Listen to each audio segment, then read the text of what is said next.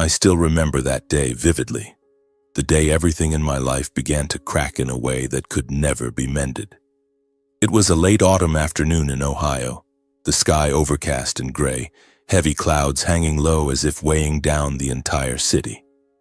At the time, I was Declan Miller, 36 years old, working as an internal auditor for a company in Columbus, and I had no idea that in just a few short hours my family would take a completely different turn.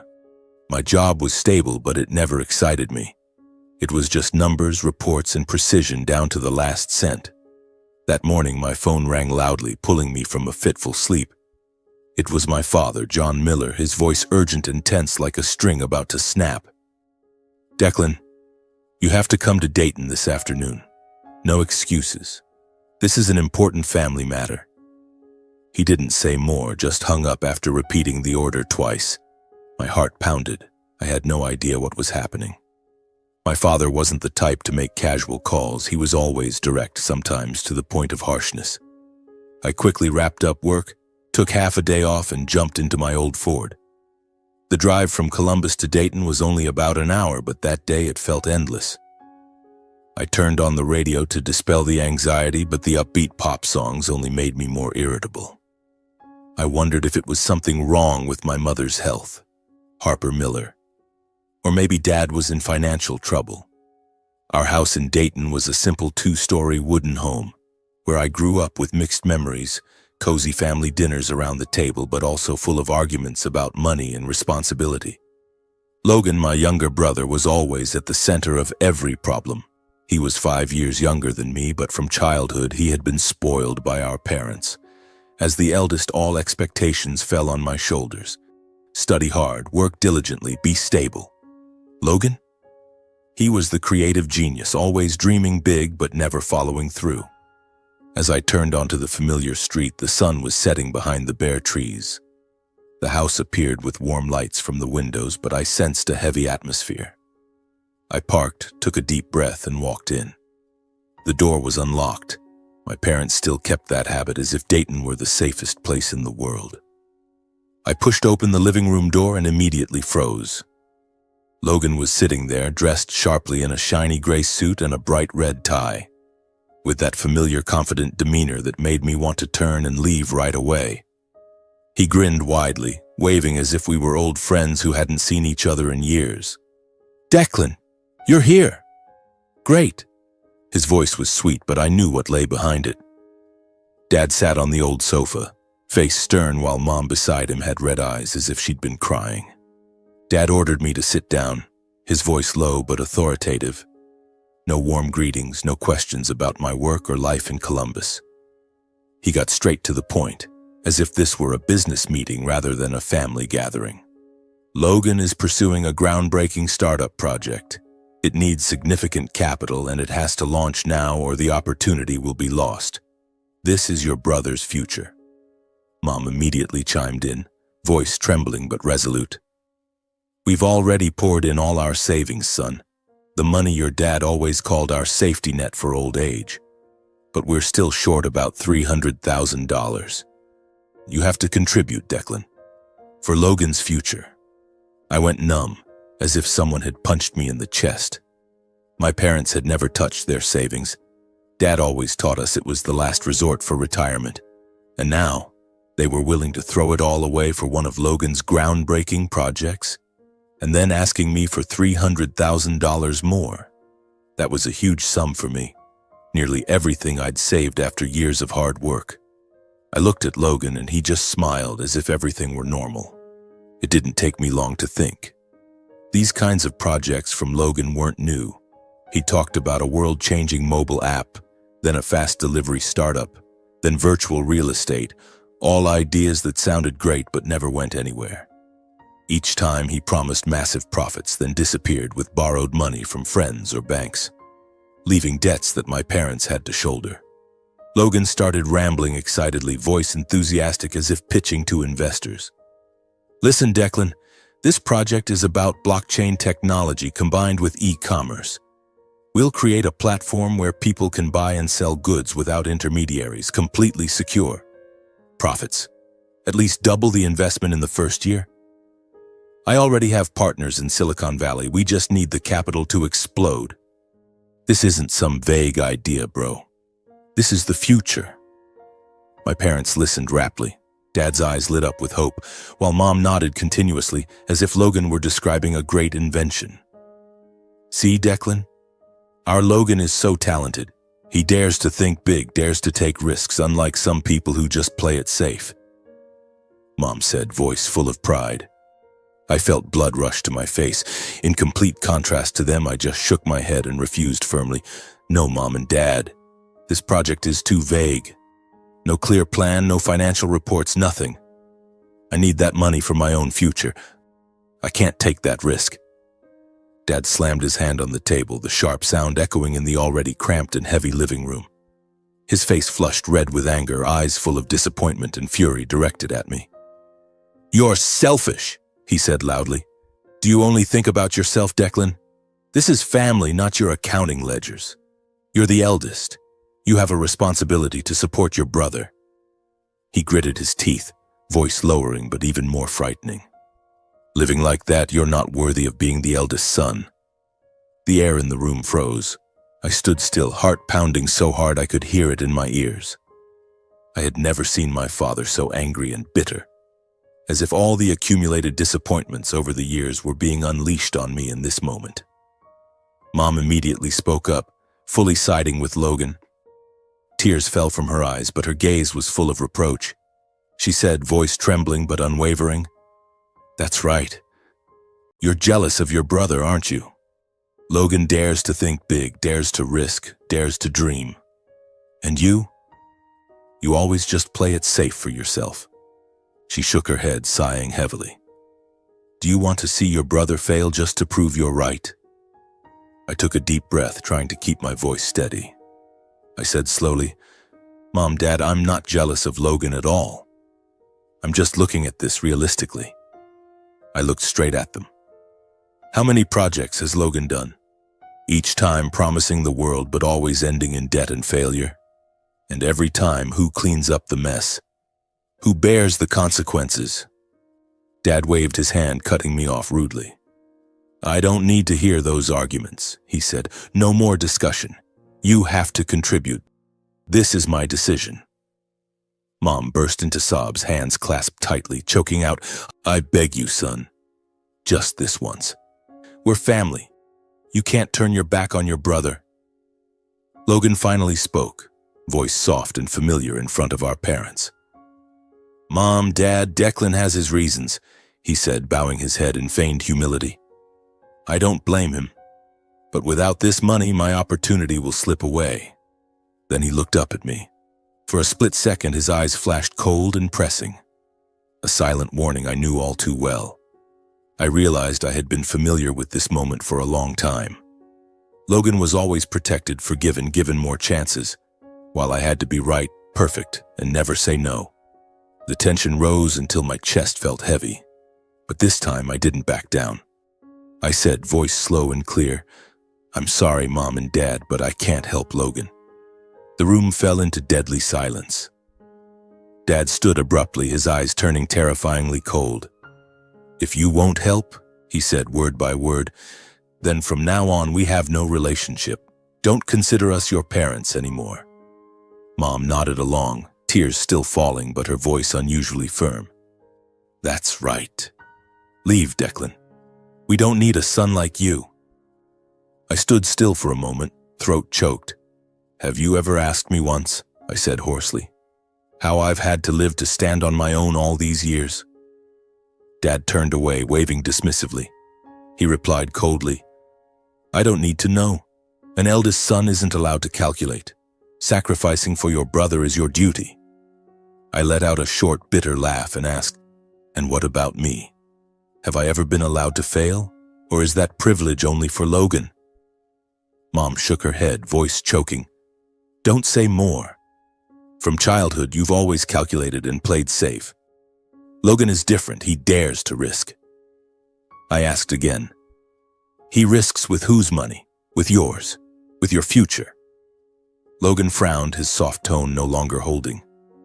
Stop it, bro. You always think you're the only one who's right. I looked straight at Logan, unflinching. I said slowly, "No, I'm just the only one here who dares to say no." Dad pointed straight at the door. "I don't want to hear another word from you. Get out of my house right now." I nodded, feeling both pain and emptiness inside. "I'll go, but today it's not me abandoning the family. It's the family choosing to abandon me." I was stunned, as if struck by lightning. Pain spread through my body, but I stayed silent, no defense. I turned and left the house, their scolding echoing behind. Ungrateful. Get out of my house. The feeling of being erased from the family left me reeling. I got in the car, drove into the darkness, tears streaming down my cheeks. That was the beginning of the nightmare. In the days that followed, I lived like a lost soul. Every morning, waking up in my small apartment in Columbus, I stared blankly at the ceiling, trying to convince myself that it had all been just a bad dream. But then the phone would ring, and reality slapped me in the face like a harsh blow. The first call came just 3 days later from my father. His voice was still sharp, without a single word of concern. "Declan, have you reconsidered? Logan needs the money urgently. Don't let the family fall apart because of your selfishness." I gripped the phone tightly, heart pounding, but replied briefly, "Dad, I'm not changing my decision." No argument, no explanation. I hung up, feeling as if I were cutting off a part of my own body. Mom called next, her voice trembling, laced with reproach and pleading. "Son, I can't sleep worrying about Logan. Just help this once and everything will be fine. How can you do this?" Once again, I refused outright. "I'm sorry, Mom, but I really can't do that." Those calls were short, but they left deep wounds, keeping me awake at night, my mind spinning with questions. Why don't they understand?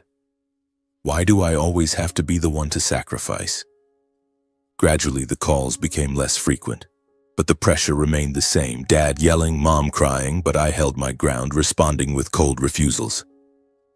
I didn't want to argue because I knew it would be pointless. They had chosen Logan, and I was the outsider. After about 3 months, the final call came from Mom, her voice weary. "Declan, this is the last chance. If you don't help, don't blame us."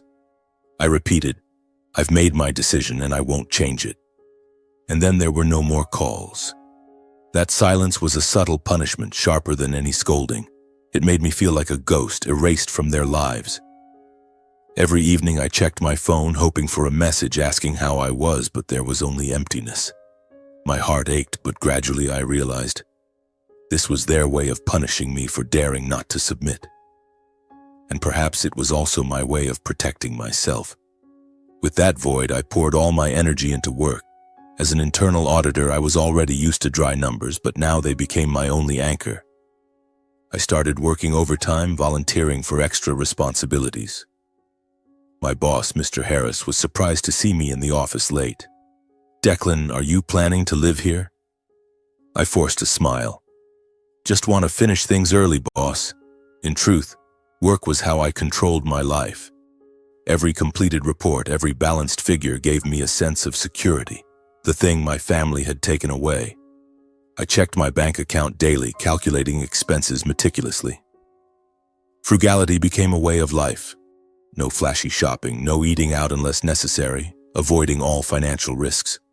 I cut out daily coffee runs, brewing at home instead, canceled my gym membership to jog in the park. Every dollar saved was a brick building my future. Perhaps a small house, a solid retirement fund. I planned long-term, investing in safe index funds, earning additional auditing certifications for promotion. On late nights, sitting at the computer with Excel spreadsheets, I felt a strange peace. This was my world, where no one could intrude and destroy it. But then social media became an uninvited tormentor. I wasn't the type addicted to Facebook or Instagram, but occasionally I scrolled for news, and that's when Logan's images hit me like a storm. My brother posted constantly. A shiny Mercedes parked in front of a high-rise office, partying with friends at upscale bars. Endless updates boasting about project expansions. My team just signed a big deal. Startup life such success, he wrote, with photos of himself grinning beside cocktails. His office looked like something from a Hollywood movie. Walnut desks, large screens, young employees laughing. Each time I scrolled past, my heart tightened. Not jealousy, God, no. I knew what lay behind that glossy facade. Debts, empty promises, and my parents pouring everything into it. I glanced briefly, then closed the app, suspicion surging. The kids bragging again, I muttered to myself. Logan was always good at showing off. From childhood, he knew how to make our parents proud with colorful stories. But I, with my simple life in Columbus, a one-bedroom apartment, home-cooked meals, weekends reading books, felt like the real winner. At least I wasn't living a lie. Time passed and the cutoff from my parents became complete. No birthday wishes, no Christmas calls, nothing. As if I had never existed. My heart ached whenever I thought about it, but I tried to push it down. To test it, I drove back to Dayton a few times. The first, about 6 months later, I parked in front of the old house on a Sunday afternoon. Heart racing, I knocked, hoping for a welcoming smile, but the door stayed shut. I called, no answer. I stood there, cold autumn wind blowing, disappointment surging like a wave. The second time I brought pastries, Mom's favorite, but again, silence. Windows lit, I heard laughter inside, but when I called out, everything went dark. I turned away, tears welling, driving back to Columbus in the darkness, wondering what I had done wrong. Those visits ended in silence and disappointment, making me realize they didn't want me anymore. It was a harsh truth, and it made me stronger but lonelier than ever. Then once on a business trip passing through Dayton, not to visit home, just coincidentally, I stopped at a familiar cafe near the old neighborhood. As I walked in, I heard a surprised voice. It was Mrs. Ellis, the neighbor who had watched me grow up. "Declan, long time no see," she smiled, but her eyes held a mix of familiarity and awkwardness. We chatted superficially, work, life. Then she slowly shared that my parents often spoke of Logan with undisguised pride. She said they bragged about his big projects, luxurious life, fancy car, and that betting everything on him was the best decision of their lives. Putting their future on the line, she quoted them exactly as if it were a phrase they cherished. She continued, "And you? They say you lack vision, are selfish, not worth expecting anything from. Sorry, dear, but you know them. They're always proud of Logan." Those words reached me incidentally without anger or resentment. Just cold confirmation, in the family I was the villain, the obstacle to Logan's star success. I smiled politely at Mrs. Ellis, thanked her, and left. On the drive back, cold wind rushed through the car window. I wondered, how could they say that? But then I let it all go. It wasn't worth my concern anymore. Back in Columbus, I continued building my own life quietly and disciplinedly. My work progressed noticeably. I got a raise for consistent, steady performance. I opened a new savings account, proactively planning short solo trips to regain balance after prolonged stress. I no longer waited for recognition or praise from those who had turned their backs. Every evening, sitting by the window, watching the city lights come on, I felt a clear sense of freedom I'd never had before. Yet deep inside, the pain still smoldered. The pain of a son abandoned by his own flesh and blood family. My life and Logan's grew increasingly contrasting. He chose flashiness and risk. I chose quiet and safety. Between us wasn't just a difference in lifestyle, but a vast chasm created by betrayal within the family. I didn't know where the future would take me, but at that time, I understood clearly that I had no choice but to keep moving forward step by step, as the nightmare of my family gradually took clearer shape day by day. The years that followed passed in quietude, like a calm river with hidden undercurrents. I maintained my old routine in Columbus, auditing work with precise numbers, solitary evenings with books and black coffee. But then life unexpectedly brought a ray of light named Rachel. I met her on a rainy afternoon at a small cafe near the office. I was sitting in a corner reviewing reports on my laptop when she walked in, drenched but still smiling radiantly. Rachel was an elementary school teacher, 32 years old with lightly curly brown hair and warm green eyes. She asked to borrow the chair next to me because the place was crowded, and from there our conversation began. At first, our talks revolved around casual topics like Ohio weather, then gradually deepened as we discussed favorite books and movies. I wasn't the type to open up easily to others, but with Rachel, everything felt strangely natural. Rachel brought me a rare sense of peace after years of family tension. The silent calls from my parents and Logan's flashy posts faded whenever I was with her. Rachel didn't pressure me to share or judge what I'd been through. She just listened quietly, and her presence made me feel truly seen and respected. Our love developed slowly and simply, without ostentation, built on mutual respect, listening, and trust. No lavish trips or expensive gifts. We often strolled in the park, cooked together in my cramped kitchen, or talked for hours about dreams. Rachel shared stories about her students, mischievous but lovable kids, and I talked about work. Dry numbers but secure. Gradually, I opened up more. One evening, as we sat on the sofa with rain pattering outside the window, I decided to tell her everything. "Rachel, I have a really complicated family." I recounted the old argument, how my parents chose Logan and disowned me, the pressure calls that went silent. No embellishment, no hiding. I told it all, voice trembling, eyes fixed on the darkness outside. My heart raced, fearing she'd turn away, but Rachel just held my hand tighter. Rachel didn't judge or demand explanations. She simply stayed by my side, becoming a solid emotional support, helping me gradually release the guilt that had never truly been mine. She told me gently but firmly that she understood, that it wasn't my fault, that everyone had chosen their own path and I had the right to choose my life too. Those words came softly like cool water, quietly soothing wounds that had lingered too long. She didn't try to fix me, she was just there, listening on sleepless nights when memories resurfaced, encouraging when I hesitated about the future. Gradually, the guilt that I was selfish, that I had abandoned the family, faded. Rachel helped me realize I wasn't the betrayer, I was just protecting myself. Those conversations lasted hours, sometimes mixed with tears, but always ending in smiles.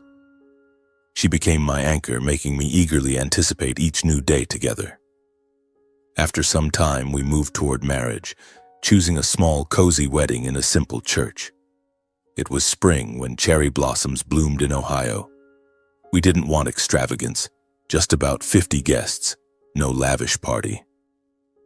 Rachel and I picked a small church on the outskirts of Columbus with old wooden pews and sunlight filtering through stained glass windows.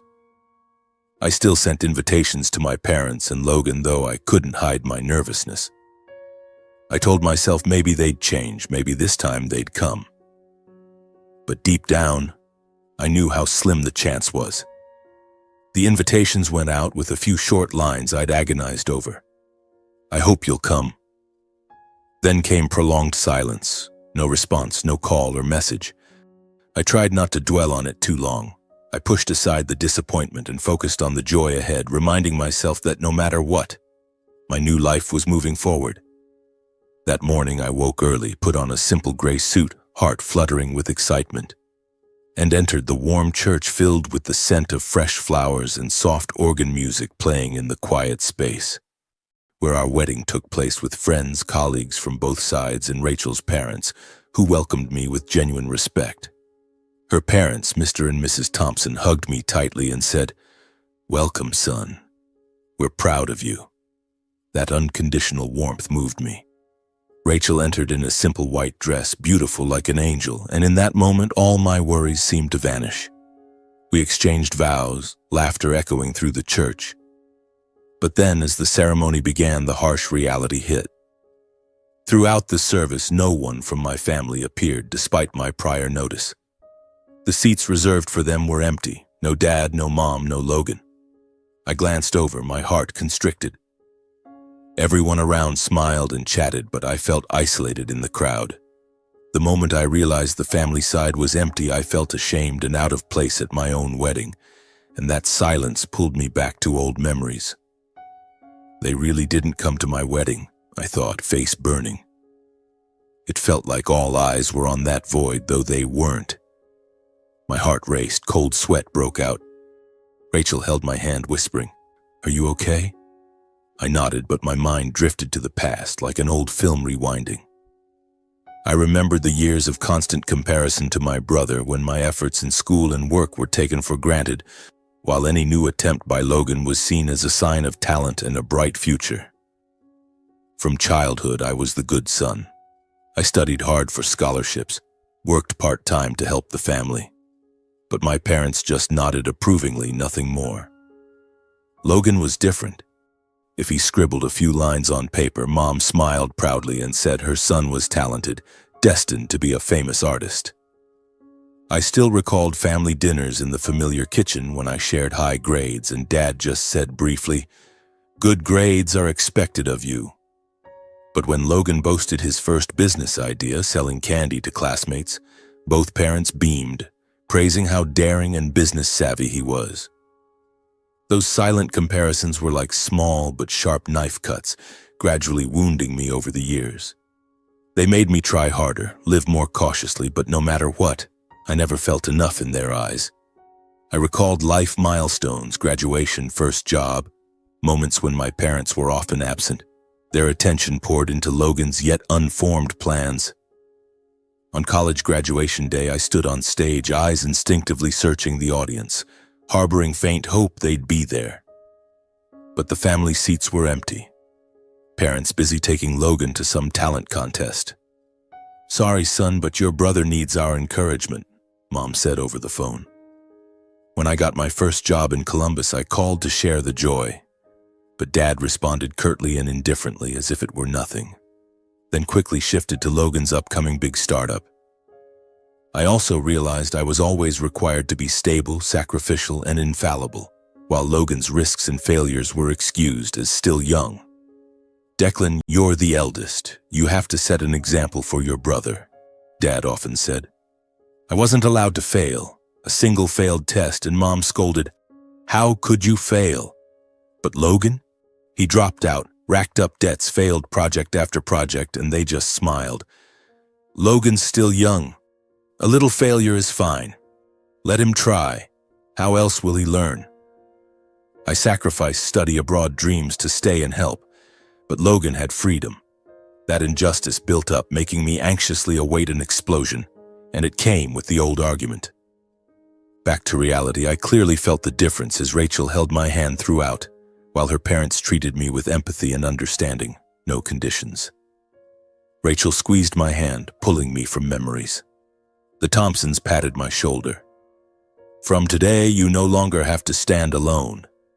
Family is where you belong, not where you have to prove anything." That warmth contrasted completely, nearly bringing tears. The ceremony ended in applause, and I decided to leave the past behind, focusing on building my small family where I was loved for who I am. We stepped out of the church, confetti flying, and I thought, this is a new beginning. But deep down, anxiety lingered. Would the past return? Life after the wedding unfolded peacefully, like a beautiful dream I had never dared to imagine. 4 years passed quickly, and I lived a stable, happy life with Rachel. We moved to a smaller house in the suburbs of Columbus, where the air was fresher and close to a park for our weekend walks. My auditing job remained solid. I was promoted to manager with a salary sufficient for us to live comfortably without financial worries. True joy doubled when we welcomed Lily, our firstborn daughter. Lily was born on a summer morning with big round eyes like Rachel's and a smile that melted my heart. Her arrival gave me a sense of completeness and meaning I had never known before. Before Lily, I always felt something missing in my life. Stable work, love with Rachel, but still a void from the old family's betrayal. Now, holding Lily in my arms, listening to her soft cries, I realized this was my real family. I spent hours playing with her, changing diapers, lulling her to sleep, and every moment filled me with extraordinary happiness. Rachel and I cared for Lily together, sharing sleepless nights and her first smiles. Our daughter made me stronger, more determined to protect this peace.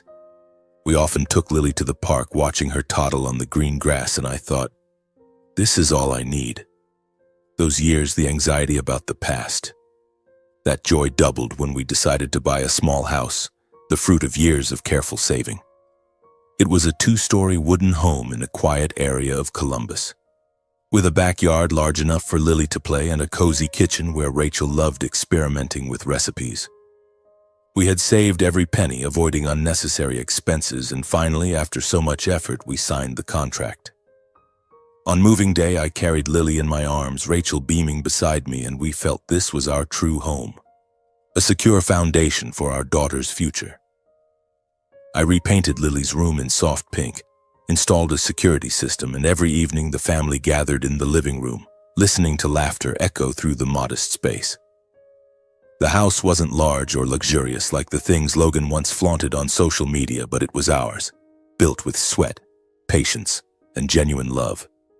Sometimes I stood by the window, breathing in the peaceful air, telling myself this was the reward for all the quiet sacrifices before. My life was stable, not flashy or risky, but safe enough to protect those I loved, and for me that was enough. But then, one quiet evening changed everything. It was a chilly autumn night, and I was playing with Lily in the living room. She was 3 years old, stacking wooden blocks into a towering structure, giggling every time I pretended to be surprised. Rachel was in the kitchen preparing dinner with the delicious aroma of roasted meat filling the air. The peaceful atmosphere enveloped us. Soft music played from the radio, and I felt complete happiness.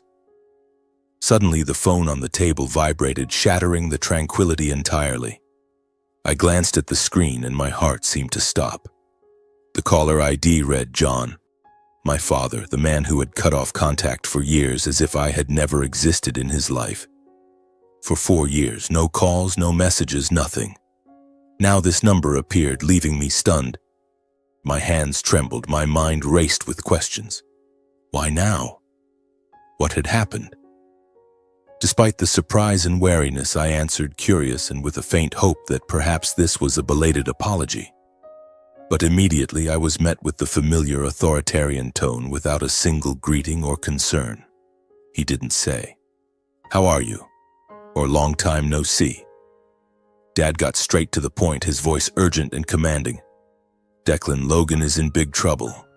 He's bankrupt after a series of failed projects. Debts are piling up. He needs your help now."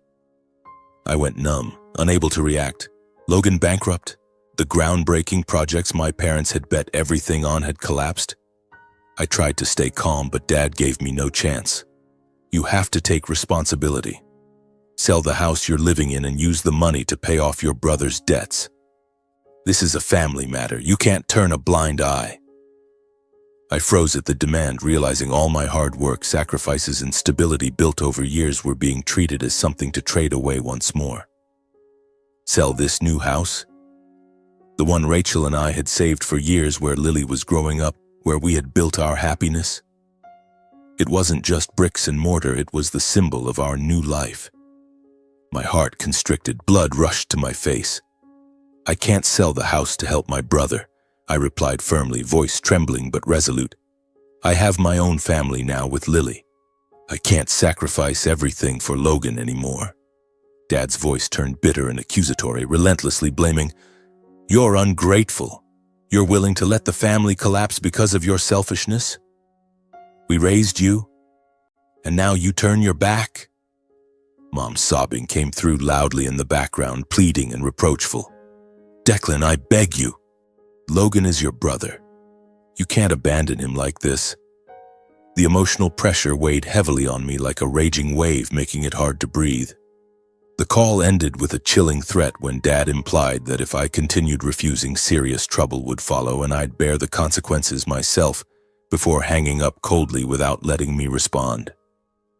"You'll regret this decision," he growled. Then the beep sounded.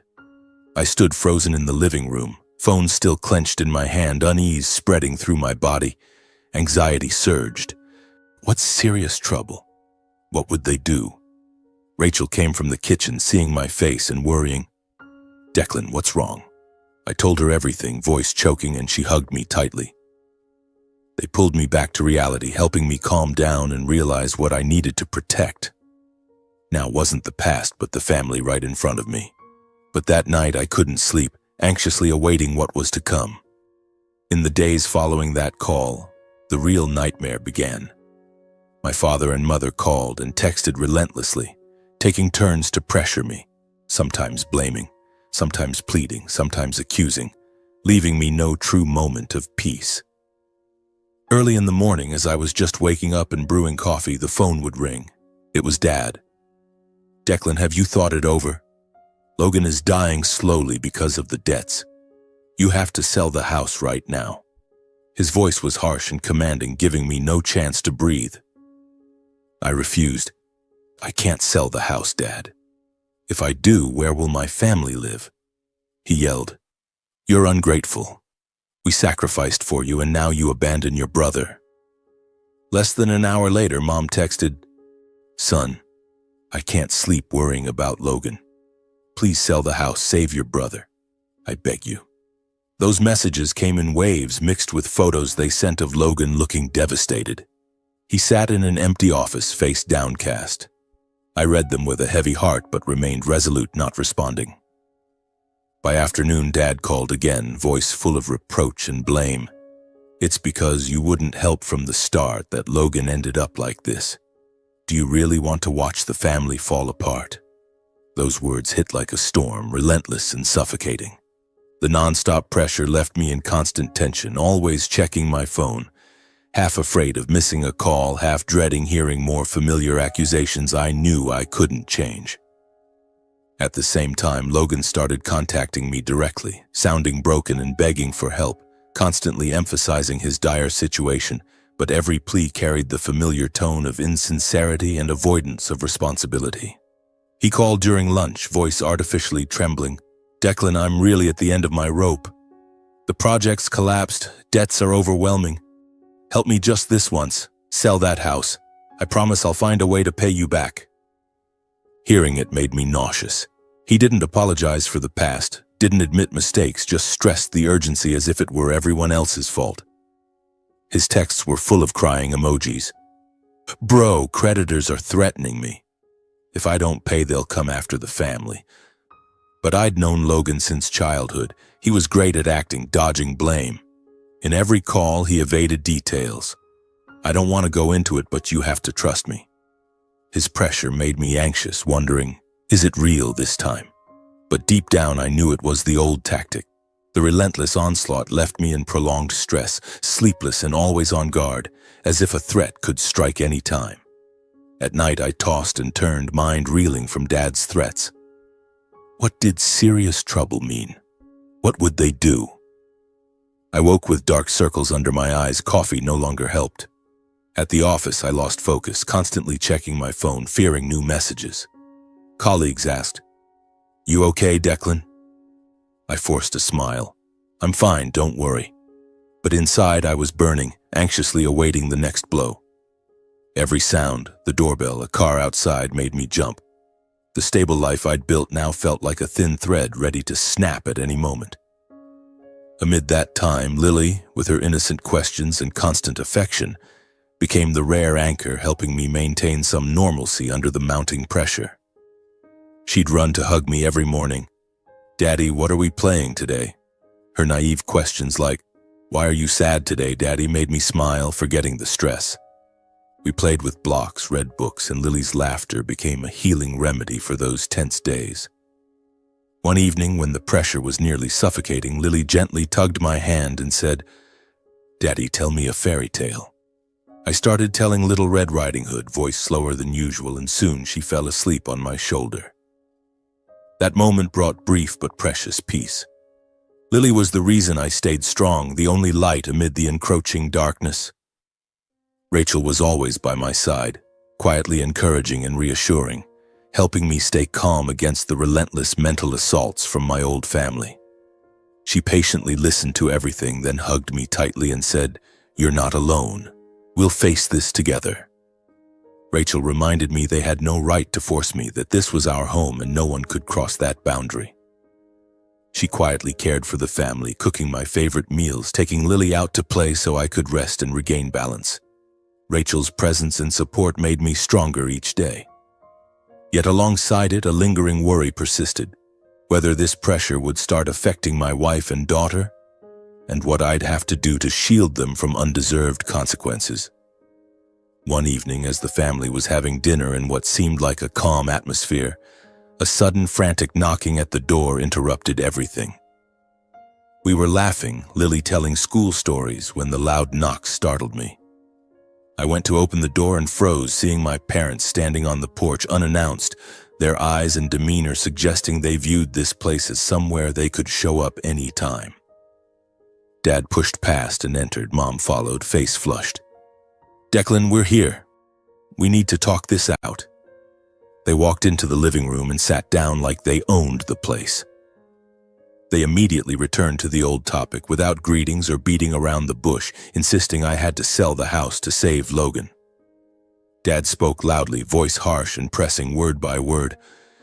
"You have to sell this house now. Logan is at the end of his rope. He's dying day by day, do you understand? This isn't a choice. It's your responsibility to the family." Mom burst into sobs, crying as she approached me, voice trembling and desperate. "Son, I beg you. Just this once.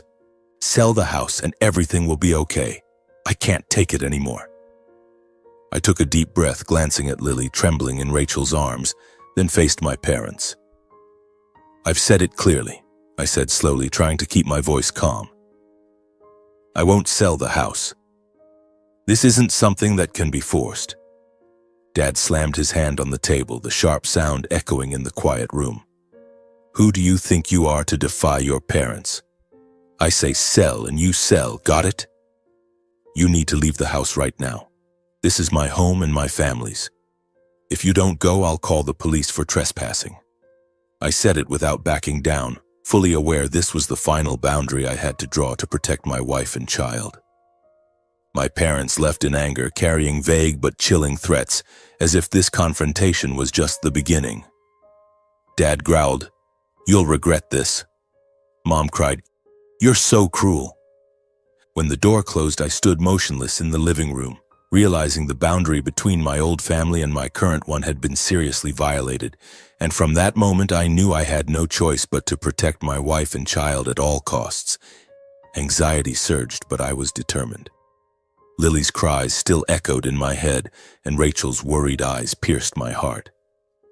My parents hadn't just threatened from afar, they had stormed right into our home, turning our sanctuary into a battlefield. I held Rachel and Lily tighter, whispering, "I won't let this happen again." But that night I tossed and turned, unable to sleep, my mind swirling with images. Dad slamming the table, Mom sobbing, and the vague threat, "You'll regret this." I wondered, where would they stop? Would they come back, this time with Logan? Or worse, harm Lily? A sense of unease enveloped me like a shadow, keeping me awake all night, listening to every small sound outside. The following nights were the same, restless cold sweat despite the warm room. I tried to act normal during the day, dropping Lily at preschool, working with familiar auditing numbers, but my mind stayed on alert. After many such nights, I decided to discuss the house frankly with Rachel. It was a quiet evening with Lily fast asleep in her room. We sat on the sofa, holding hot tea, and I began, "Rachel, I don't feel safe here anymore. My parents, they won't stop. They've invaded our home once, and I'm afraid there'll be a second time." I shared all my worries, the pressure calls, their aggression, the threats. Rachel listened, eyes full of concern but resolute. I admitted the house, symbol of our built stability, was now tainted by the past. I proposed selling the house and moving elsewhere to end the harassment completely, seeing it as the only way to protect my wife and child amid escalating tension. We sell it and move farther away, so they can't find us anymore. I don't want Lily growing up in fear. My heart pounded saying it, fearing Rachel's opposition. This house held memories, Lily's first steps, cozy dinners, the small garden we planted ourselves. But Rachel didn't hesitate, supporting my decision, prioritizing our family's safety and peace over material attachments. "You're right, Declan. The house is just property. What matters is we have each other. Let's do this for Lily." She hugged me, and in that moment I felt relief mixed with anxiety. We planned immediately. Find a reliable agent, but keep it absolutely secret. We quietly listed the house below market price for a quick sale, minimizing the chance of my parents discovering it. No public ads, just contacting a few potential buyers through the agent. 10% below market, a sacrifice, but necessary for speed. Every viewing, I anxiously checked for signs from Dayton. Rachel handled paperwork. I managed finances. The deal closed swiftly in just 2 weeks. The buyers, a young couple, thrilled with the bargain. Title transfer signed fully at the notary, and I sighed in relief holding the contract. We moved out immediately without delay.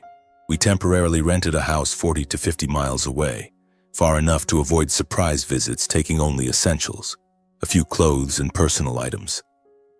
The new place in a small town near the Ohio border with peaceful air and friendly neighbors. Quick packing. Lily cried over leaving favorite toys, but we comforted. "We'll buy new ones, sweetie." I took my work laptop, Rachel her teaching books, and a few mementos like our wedding photo. First days in the rental, we adapted fast, setting up Lily's room, basic shopping. I felt safer, but still anxious. Would they find us? Rachel encouraged, "We did the right thing. Now let's live in peace." Less than a week later, as we were settling in, I unexpectedly got a call from local police, reporting severe vandalism at the house under the new owner's name and requesting my presence for related information. The phone rang early morning, the officer's voice serious. "Mr. Miller, we need you at the old address immediately. There's vandalism, and you're the former owner." I was stunned, hands shaking as I hung up. Vandalism? Who could do that? My heart raced. I quickly told Rachel I had to go. Something happened at the old house. She worriedly urged caution and to call back. I drove back with a chaotic mind, not understanding what occurred after we left. The highway seemed endless. Cold wind rushed through the window, and I anxiously imagined the worst. Maybe burglars. Arriving, I saw police and the buyers already there, tense atmosphere enveloping the area. Police cars parked outside, the young buyer pale, standing by the officer. "You're Miller? Come in and see," the officer said. I stepped inside and froze, witnessing the destruction. Furniture smashed to pieces, floors scratched with deep cuts, living room chaotic with overturned sofa, bedrooms ransacked with bedding tossed, kitchen a mess of shattered dishes. Spray paint and burnt wood smells filled the air. My heart constricted. This was once my home, now a battlefield. The buyer furious. "We just moved in and now this." I was shocked, speechless. Police took my statement, cross-checking timeline, handover condition, and completed legal procedures. I explained. When sold, how handed over, no items left. They noted, asking details. "Any enemies?" I shook my head, but suspected my parents. They reviewed neighbor security cameras and the system I'd installed, piecing together the incident. The officer viewed footage on a laptop. "Do you recognize them?" I looked at the screen and my heart stopped. Images of my parents breaking in through the back door, wielding baseball bats, smashing things, mom spraying paint on walls. All evidence pointed to one conclusion. The intruders and vandals were my own parents. John and Harper were quickly summoned and faced with clear evidence, forced to confess fully to trespassing and property destruction. I was called to the station to hear it. Dad sat there, face aged, Mom sobbing. In their statements, John and Harper claimed they didn't know I'd sold the house, admitting their sole intent was psychological pressure to force me to sell for Logan's rescue money without foreseeing legal consequences. Dad said, "We thought it was still his house, just wanted to scare him into selling to save his brother." Mom cried, "To save Logan from debts, we had no other way." I listened in numb silence. Hearing it, I stood motionless, emptiness spreading through my body, realizing that blood tie had officially crossed an irreparable boundary. Initial anxiety now turned to pain. They hadn't just disowned me, they had destroyed. I left the station, drove away, tears streaming. A new life awaited, but this wound would last forever. The Ohio highway at dusk seemed endlessly long, cold wind rushing through the slightly open window, carrying the smell of damp earth after rain. I thought about my parents, the people who had once been my support, now strangers willing to destroy things to force compliance. A new life in the small town awaited me, with Rachel and Lily preparing a cozy dinner. But this wound would forever leave its mark, like a deep scar that never heals. I pulled over for a moment, wiped my tears, telling myself I have to be strong for my current family. But my heart was heavy, anxiously awaiting the next consequences. The case quickly went to court, and with clear evidence of trespassing and property damage, my parents were ordered to compensate the buyers for all losses. Just weeks after police gathered evidence, the local court scheduled the trial. I was summoned as a witness, though reluctantly. That day, I drove to the courthouse in Columbus, heart pounding the whole way. The courtroom was cramped, stuffy with the smell of old wood and paperwork. The buyers, the young couple, sat on one side, faces full of anger, recounting the horror of moving into their new home only to find ruins. The officer presented evidence. Security camera footage, neighbor statements, and fingerprints matching my parents. Their lawyer tried to defend. This was just a family misunderstanding, no intent to destroy. But the judge shook his head. The evidence is undeniable.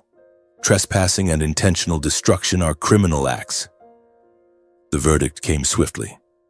My parents had to pay full compensation, repairs, legal fees, and emotional damages totaling over $50,000. I sat there watching them bow their heads, heart torn between pain and relief. Anxiety surged. Was this the end?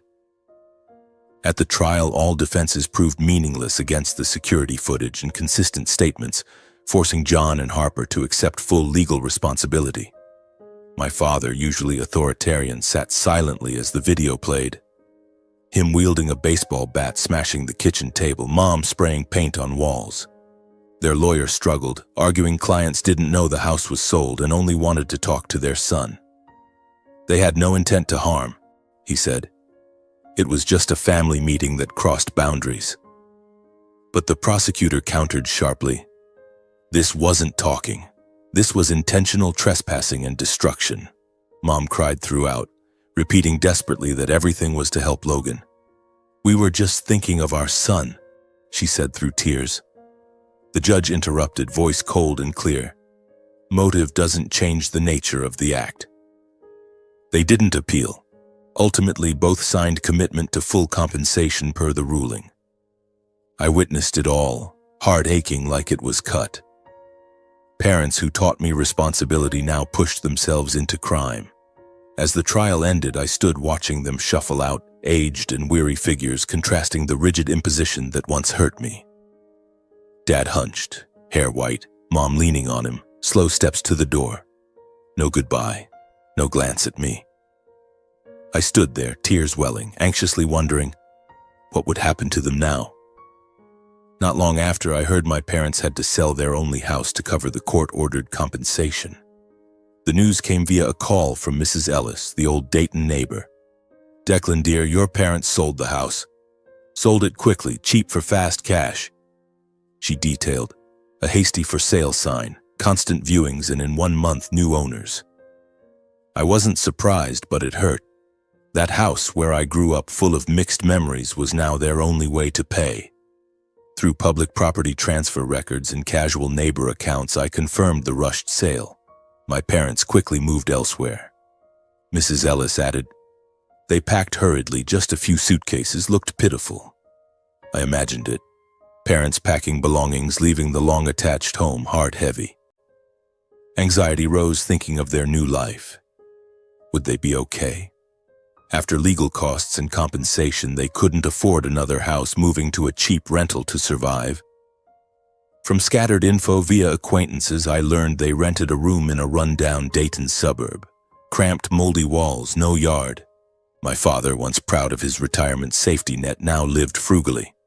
Mrs. Ellis said, they rarely go out, look much older. Their old age quickly fell into hardship, struggle, and isolation. No stability or security as before. No morning coffee in a spacious kitchen, no familiar neighbors. My parents scrimped for food, medicine, bills. Through fragmented info, I learned remaining money after the sale went to Logan for debts. After deductions, about $20,000, not enough for a new house, but enough to bail Logan. Mrs. Ellis said, "They gave it all to Logan, saying for urgent debt payment." I wasn't surprised. Logan was always priority. From old family acquaintances, I heard my parents believed Logan's story of mafia threats, convinced that without payment, they'd be next targets. An old friend called, "Declan, your parents think Logan's chased by mafia." He said threats, and if unpaid, they'd come for the family. They're terrified. I was stunned. Mafia, or another Logan act. Out of love, fear for their safety, and belief in his familiar flowery words, my parents gave their last money hoping for peace. They handed it over, believing Logan would be fine, family safe. But I knew it was a mistake. Logan always promised like that, and it ended the same. Failure, debts, others bearing consequences. It all happened quietly as cascading results of years of wrong choices. From investing savings in Logan's projects to vandalizing my house, then selling theirs. A chain of unending mistakes. They did it secretly, not wanting others to know, but rumors spread. I knew everything. But after all that happened, I chose not to intervene, not to rescue, not to re-enter the sacrificial loop that once destroyed me. I could call, send money, but no. I remembered years of sacrifice, only betrayal. I continued life with wife and child, holding the boundary, understanding compassion no longer means bearing others' consequences. In the rental, we built peace. Lily playing, Rachel smiling, me working. The wound hurt, but I chose forward, anxious but resolute. The days that followed passed peacefully. Every morning, I took Lily to preschool. In the afternoon, I picked her up and listened to her innocent stories. In the evening, the family gathered around the dinner table in a serene atmosphere. I gradually believed that everything had truly come to an end. Logan had to face his debts. My parents bore the consequences of their choices, and that I could finally put it all behind me. Yet life rarely lets things end so simply. Just one small detail, seemingly insignificant, unexpectedly appeared and pulled me back into the vortex I thought I had escaped. It seemed everything had closed, until one day I overheard a detail that made me start doubting Logan's mafia debt story. It was a weekend afternoon when I visited a local fair to buy a birthday gift for Lily. I ran into Mr. Harris, my old boss at the auditing firm who had once done business with Logan on a joint project years ago. We greeted each other, chatted casually about work, and then he asked, "Have you heard anything about your brother?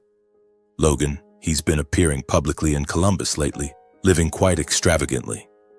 Fancy cars, parties, doesn't look like he's in any trouble." I froze, trying to keep a neutral face, but suspicion rose inside.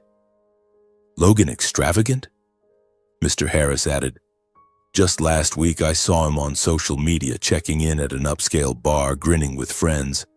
No sign of hiding or worry." My heart beat faster, anxiety crept in. If Logan was under serious mafia threat, as my parents said, why was he living so carefree? I thanked Mr. Harris and left with a chaotic mind, wondering if I was overthinking. That information confused me, as it completely contradicted the story Logan had told about serious mafia threats endangering the whole family. I recalled what my parents had shared through acquaintances. Logan being pursued, mafia threatening to come after the house, forcing them to give money for peace. But now Mr. Harris's details painted a different picture. Logan not hiding, living normally, even flaunting. That night I couldn't sleep, lying beside Rachel with my mind reeling. "I think Logan is lying to our parents," I whispered to her. Rachel listened and encouraged. "Maybe you should look into it more, but be careful." I decided not to act rashly, but anxiety kept rising, like a bad premonition approaching. In the following days, I discreetly checked Logan's social media. Indeed, he was still posting cars, parties, no signs of fear. The contradiction made me restless. What was he hiding? A few days later, while stopping at a familiar cafe near downtown Columbus, where I went to meet a work partner, I unexpectedly saw Logan sitting casually chatting with a stranger, atmosphere completely normal. The cafe was crowded, the smell of roasted coffee filling the air. grinding noises loud. I had just entered, about to order a latte, when I glimpsed Logan in a secluded corner, laughing animatedly with a middle-aged man in a cheap suit. My heart pounded. Was this a chance or a risk? Logan looked healthy, confident, nothing like someone fleeing the mafia. I turned away to avoid recognition, but unease urged me to choose a table nearby. Back turned, pretending to work on my laptop, concealing my presence while their conversation gradually reached my ears. I pulled my chair close to the wall, opened the laptop, feigning typing, ears straining. Anxiety peaked. My hands trembled, holding the coffee cup, fearing discovery but unable to miss it. I froze, hearing Logan clearly recount how he had fabricated the mafia story to pressure our parents into selling the house and giving him money for debts. His voice was smooth and chilling, even with a smug chuckle. "You remember how I talked to Mom and Dad?" Logan said, as if recounting a harmless prank. "I just made up the mafia death threat, said they'd come after the whole family if unpaid. They panicked immediately." He chuckled lightly, voice triumphant. "Sold the house fast, just a few pushes and done. They even scraped together the last 20 grand for me, easy as pie." Each word from Logan was like a knife, exposing the raw truth I hadn't dared face. The man opposite laughed loudly, curious. "How'd you pull that off?" Logan shrugged, answering coldly and ruthlessly. "I hired a buddy to make threatening calls, send messages like, 'Pay up or we'll come to your house.' Mom and Dad believed it, hook, line, and sinker, terrified for the family." He sneered and continued, boasting of victory. "Now they're renting, but in exchange I got money for real debts." I sat frozen, blood seeming to freeze, unable to believe what I'd heard. Initial anxiety quickly turned to choking rage. He had staged it all just to scam our own parents. Logan continued discussing with the man, faking creditors, calling and texting threats to another relative. "Now try Aunt Susan. I'll say mafia's after me, need money urgent. You play creditor, call threatening, pay, or we'll come for your grandkids. She dotes on me. She'll give the money." The guy nodded. "Good idea. I'll get a new SIM. How much should we demand?" Logan grinned. "At least 10 grand for me." From Logan's smooth, cold manner, I realized this wasn't impulsive but a systematic scam. He calculated meticulously, no remorse, like a professional con artist. My heart raced, but I stayed calm, secretly recording the entire conversation on my phone hidden under the table, knowing this was direct, undeniable evidence of Logan deliberately fabricating to swindle relatives. Anxiety peaked as they stood to leave. I stopped recording, exhaled in relief, heart full of rage and resolve. The next day, I proactively met Logan for confrontation, bringing the recording as proof of what I'd heard. I called from an unknown number, arranging to meet at the Central Park, voice calm. "Logan, it's Declan. We need to talk." He agreed, perhaps thinking I'd softened. We met under green trees, chilly autumn wind blowing. Logan appeared with familiar confidence, wide grin as if everything was under control. "Finally reconsidered, huh?" he said lightly. "I knew it. You can't abandon family. I really need your help now." I didn't return the smile. I looked straight at Logan and got to the point, voice calm but cold. "Logan, I know everything. The whole mafia debt story was a play you staged. You exploited Mom and Dad's fear of family involvement to force them to sell the house and give you money." Logan froze momentarily, then forced a laugh. "What are you talking about? Who fed you nonsense?" I didn't argue further. "I heard it myself," I said slowly. "I heard you recount scaring Mom and Dad, hiring someone for calls and texts. Here's the recording." I played it. Logan's voice rang clear, unmistakable. The park fell silent. His face paled briefly, but in a few breaths, Logan reacted fiercely. "You're crazy? That voice isn't mine. You edited the recording to frame me, right?" He stood abruptly, voice rising. "You're always like this. Always jealous of me. Happy inside when I'm in trouble." I looked at Logan, not raising my voice. "Jealous of what?" I asked. "Jealous of you tricking Mom and Dad into selling the house, leaving them on the street?" Logan slammed the bench, face flushed with anger. You're the one who doesn't care about family. You just want to prove you're right no matter the cost." He pointed at my face, voice full of resentment. "If not for you, my life wouldn't be like this." I said nothing more. I just looked at Logan one last time, long enough to see no trace of remorse on his face, only the bitterness of someone cornered but clinging to his own lies. The confrontation ended there, not because I ran out of words, but because I understood that for Logan, truth never mattered as much as protecting his ego. I turned and left the park, the cold Ohio autumn wind whipping my face, carrying the smell of withered leaves and exhaust. Driving back to the rental home, my mind reeled with the recording still on my phone, undeniable evidence of my brother's deception. Rachel was waiting at home, Lily playing with toys, and when I told her everything, she hugged me tightly. "But what are you going to do next with that recording?" I didn't answer immediately, just sitting silently by the window, gazing at the peaceful street of the small town. In the days that followed, I pondered quietly, weighing every option. Resentment? Perhaps there was some, but it wasn't the main drive. I thought about my parents, about other relatives who might become the next victims of that mafia script. After many such days, sleepless nights, mornings with bitter coffee, I reached my final decision. Submit all the evidence to the police, not out of resentment, but to stop Logan from continuing to harm others with the same deceptive scheme. I drove to the local police station in Columbus on a drizzly morning, the recording and details I'd gathered tucked in my bag. My heart pounded the whole way, anxious and fearful. Would they believe me? Or dismiss it as family business? The officer handling the case, a middle-aged man named Mr. Ramirez, listened to my account with a serious expression. "Mr. Miller, this is a serious allegation. Organized fraud, fake threats. We'll investigate." I handed over the phone with the recording, detailing the cafe conversation, how Logan exploited our parents. Mr. Ramirez nodded. "We'll open an official investigation." I left the station feeling relief mixed with unease, anxiously awaiting what would happen.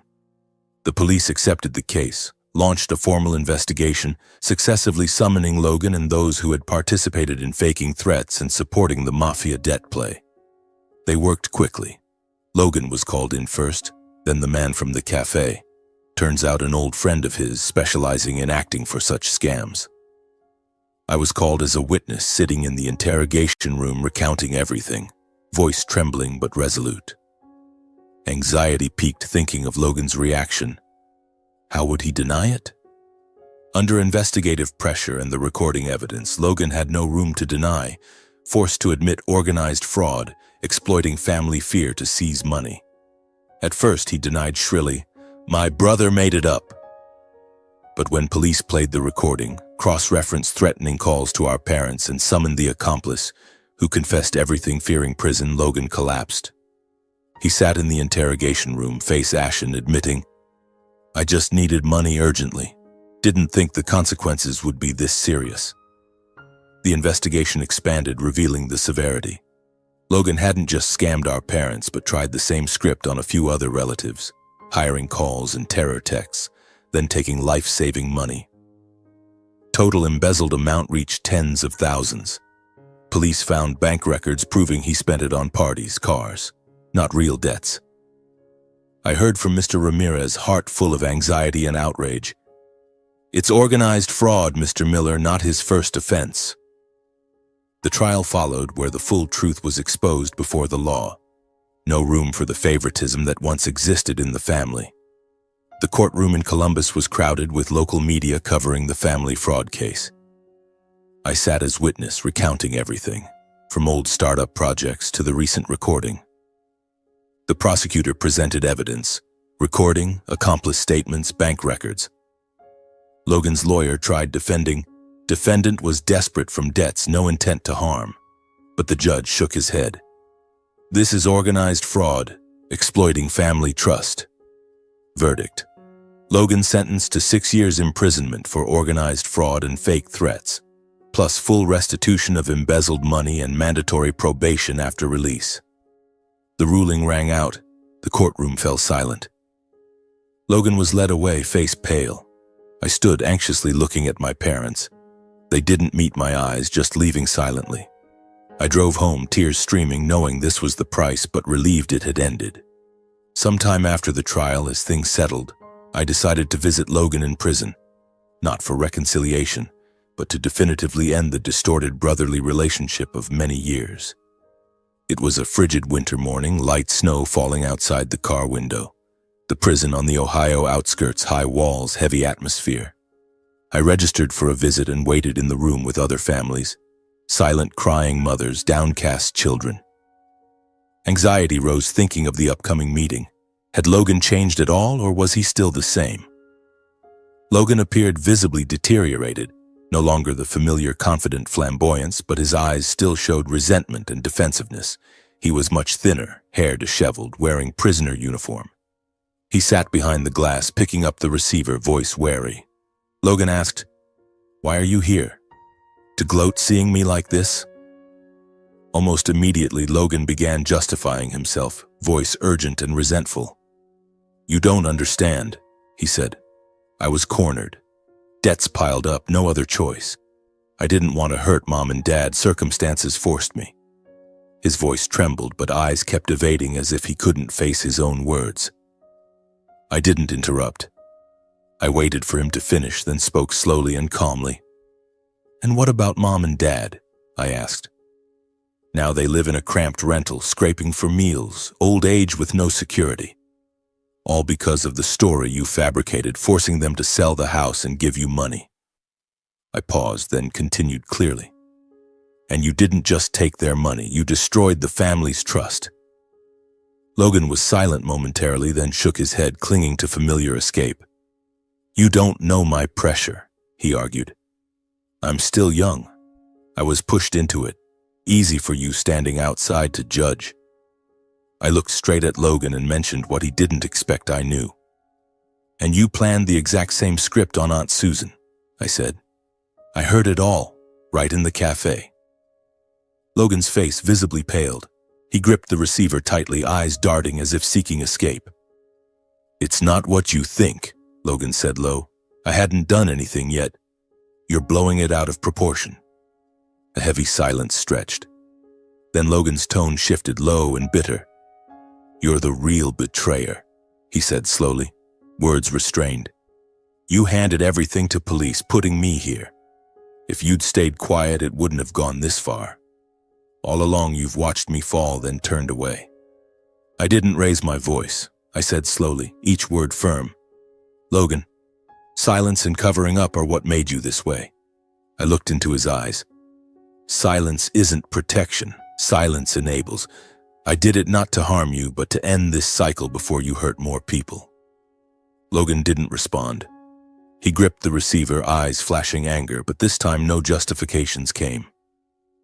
The visiting room sank into heavy silence, as if words were exhausted. I left the visiting room with heaviness but decisiveness, knowing this was the last time facing Logan as a brother. I stood looking at him one final time through the glass. "I hope prison time helps you reflect." The prison door closed behind me and I stepped out, leaving the past and mistakes behind bars. Snow fell thicker, but my heart felt lighter. Anxiety ended, replaced by peace. Home, Rachel and Lily waited, and I knew this was my real family. After all those events, I returned to everyday life, focusing on work and my small family as a way to slowly regain the stable rhythm that had once been disrupted. In the first weeks after the trial and the meeting with Logan, I felt like someone who had just escaped a storm, physically exhausted, mentally drained, but still having to carry on. My auditing job in Columbus became a familiar anchor. Precise numbers, detailed reports, and online meetings helped me forget somewhat. I worked extra hours to make up for lost time, but without the old pressure. Now it was how I affirmed stability. Coming home, Rachel always waited with a warm smile. Lily ran into my arms with innocent school stories. We spent weekends strolling in the park, barbecuing outdoors, or simply reading together in the rental living room. Gradually, life regained its rhythm. Mornings waking to Lily's laughter. Evenings with family dinners, nights falling asleep holding Rachel. But anxiety still lingered, Had it really ended? I told myself to be strong, step by step reclaiming peace, not letting the past pull me back.